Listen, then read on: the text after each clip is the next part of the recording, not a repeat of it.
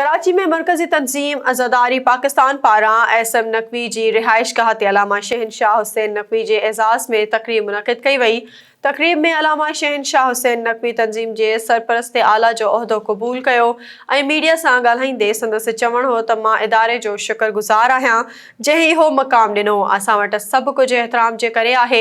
उहा इज़त असांखे मेड़ खां अलॻि करे थी। मातम जो मक़सदु मज़लूमनि सां प्यार करणु आहे।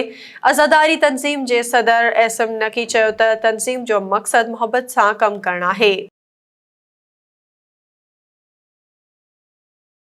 बिस्मिल्लाहिर्रहमानिर्रहीम। आज मरकज़ी तंज़ीम अज़ादारी की जानिब से जनाब एसएम नकी साहब की सदारत में जो ये मुल्की सतह की एक अज़ादारी इमाम हुसैन अलैहिस्सलाम की जो याद में पूरा मुल्क अज़ादारी करता है, उसका एक ज़िंदा एक फ़ाल इदारा, आज उसकी एक तकरीब थी जिसमें मुझे याद किया गया और मैं हाज़िर हुआ। अज़ादारी हमारा कानूनी, शरई, अखलाक़ी, शहरी हक़ है और अल्हम्दुलिल्लाह हम उसे हर मुल्क की तरह, पूरी दुनिया की तरह पाकिस्तान में शान से बपा करते हैं और अल्हम्दुलिल्लाह वो अपने सफ़र को, अपने अपने काफ़िले को, अपने कारवान को बहुत ही अच्छे अंदाज से आगे लेके बढ़ रही है।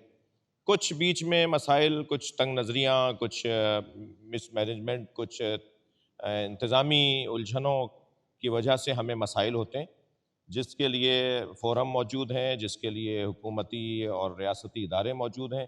अल्हम्दुलिल्लाह वो इदारे भी हमारी बात को सुनते हैं, समझते हैं। हमें 3 बातों का ख्याल रखना चाहिए। सबसे पहले तो ये कि इज़्ज़त और वक़ार, दूसरा इत्तेहाद और वहदत, और तीसरा अपनी जो एक कौमी तशख़्ख़ुस और अपना वक़ार है, अपनी जो अहमियत और अपनी जो एक कारकर्दगी और अपनी जो एक तस्वीर है, उसे हमें बेहतर अंदाज से पेश करना होगा। हम एक अच्छे शहरी बन के रहना चाहते हैं और रहेंगे। जैसा कि आप जानते हैं, इस इदारे के पहले सरपरस्त आला अल्लामा तालिब जौहरी साहब थे, लिहाजा उनके इंतकाल के बाद देखें नेमुल बदल तो नहीं है अल्लामा साहब का, उन्हें तो हम हमेशा याद रखेंगे।